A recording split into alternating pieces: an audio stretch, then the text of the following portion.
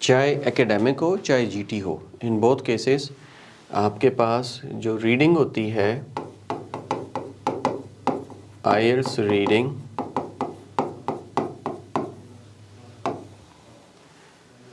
जो होती है जीटी की, उसको हम कहते हैं सेक्शन 1, सेक्शन 2 और सेक्शन 3। जबकि जो एकेडमिक वाला होता है उसको हम कहते हैं reading passage 1, reading passage 1, reading passage 2 and reading passage 3। ये एकेडमिक है, ठीक है।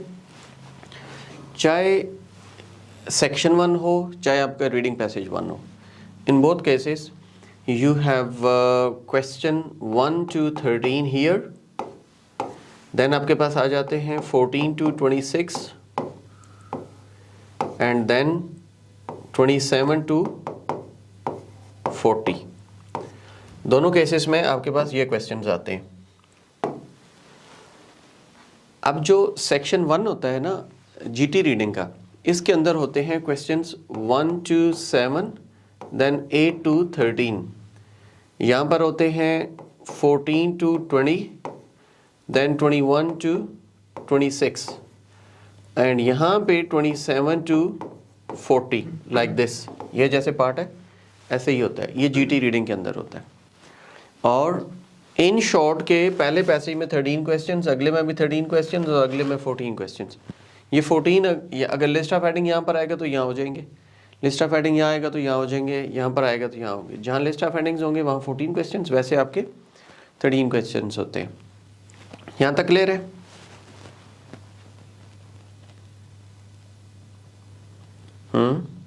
यहाँ तक ओके?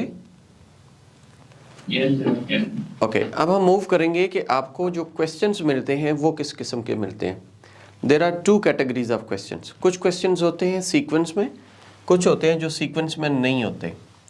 अब जो सीक्वेंस में है वो मैं लिखता हूं यहाँ पे, जो सीक्वेंस में आएंगे। They are true false not given, they are blanks, they are yes no not given। they are in both cases you are preparing for general training या आप academic prepare कर रहे हैं। in both cases आपके questions same होते हैं, types of questions are same। yes or not given के बाद कुछ जगहों पे होता है one word only, there can be summary completion, there can be diagram completion, MCQs होते हैं, ठीक है, लिस्ट ऑफ पीपल आ जाती है। सच काइंड ऑफ क्वेश्चंस ये वाले सारे आपके होते हैं सीक्वेंस में। And there are 3 categories of questions they are not in the sequence. जो सीक्वेंस में नहीं होते वो कौन से हैं? दे आर रैंडम, और वो रैंडम में आते हैं। जो सबसे पहला है जिसको बहुत ज़्यादा लोग मुश्किल समझते हैं, that is list of heading.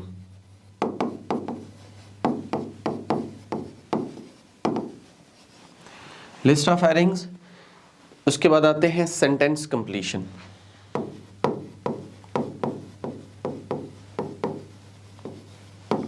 Sentence completion के बाद एक और चीज आती है, which paragraph contain the following information.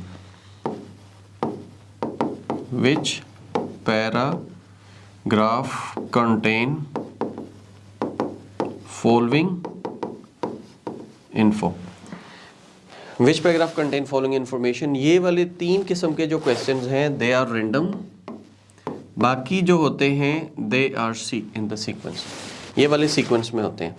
तो आपको स्पेशली जो जीटी वाले हैं, you have to focus on these questions, question 1 से लेकर question 26।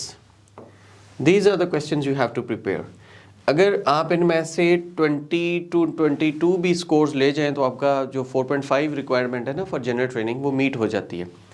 यहाँ लिस्ट ऑफ हेडिंग्स में नहीं भी अगर आप पढ़ते तो नो इशू, यहाँ से 2-4 तुक्के में आप ठीक कर लेते हैं और 20-22 यहाँ से ले लेते हैं तो you can easily get more than 5 band in your reading.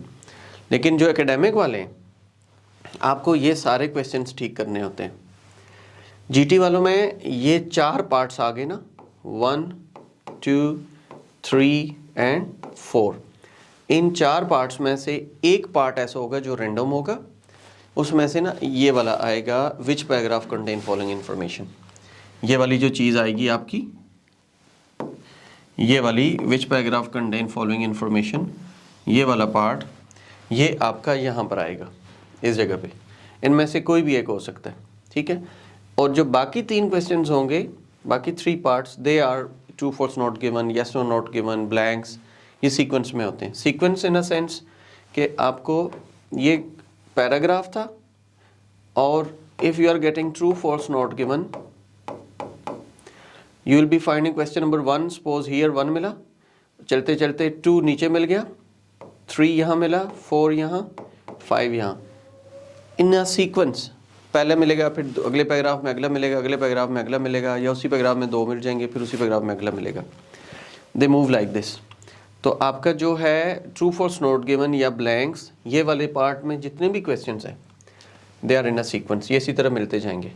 और ये वाला जो है which paragraph contain following information, ये रैंडम होता है, because you have to read A then B C D E. तो आपको कोई पता नहीं कि सी हो सकता है 1 का आंसर हो, ए हो सकता है 5 का आंसर हो, डी हो सकता है 2 का आंसर हो।